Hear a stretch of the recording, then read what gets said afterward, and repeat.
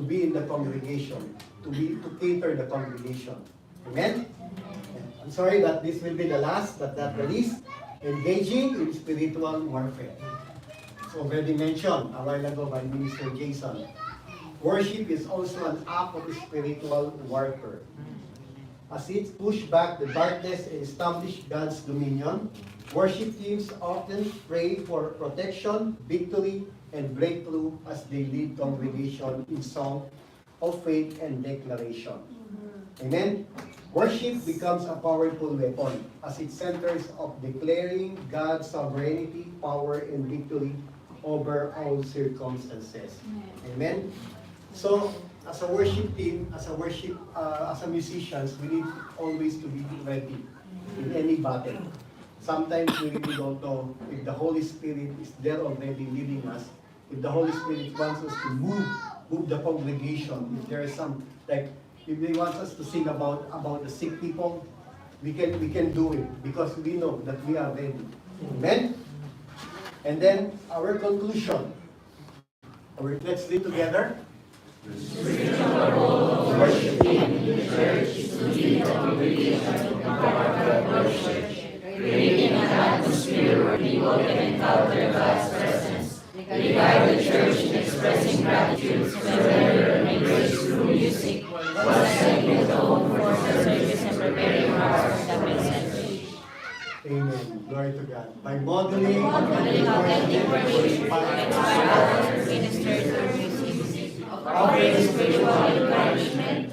Additionally, they engage in spiritual warfare through worship, supporting the overall spiritual health of the church and fostering growth in faith. Their role is vital in facilitating a deeper connection with God and strengthening the body of believers. Amen. Glory to God. Indeed, we are blessed because we are called. We are chosen. Amen. Amen. We are called and we are chosen. And then we are not a performer here. We didn't perform. But we present our gift, our talents to God, to the congregation, to lead the congregation in deeper worship, to encounter God. Amen. So where's brother? Bro, we can do some worship. Tulong tayo. Kaya nga, send tayo sa rin. Okay, so Tanungin natin yung bahay dito. okay. No, we're just going to have our prayer because we have that prayer today. Okay, we will pray together. I read a prayer for us. Okay, since it's 9 o'clock, I know it's... Yeah. Prayer na lang daw, sir. Okay, no problem. Okay, let's pray together. Heavenly Father, thank you for the privilege of being part of your worship team. I come before you with a humble heart, acknowledging that without you I am nothing.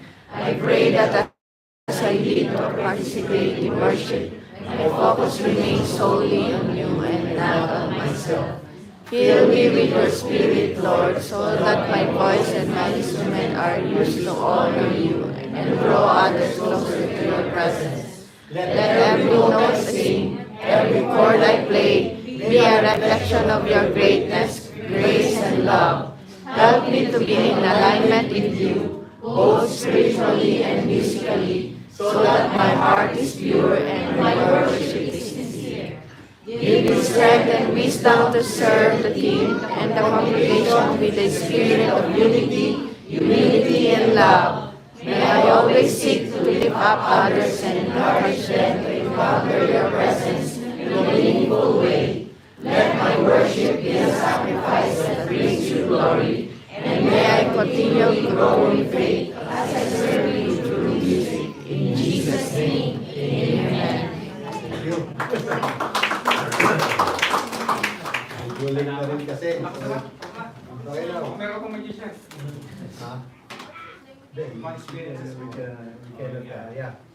Yeah, in our experience, really, we are, when we started here in the, before we are in the Voice Outreach International Center, it's really hard because right now, we have our guitars here set up, but before we need to carry our instrument, no?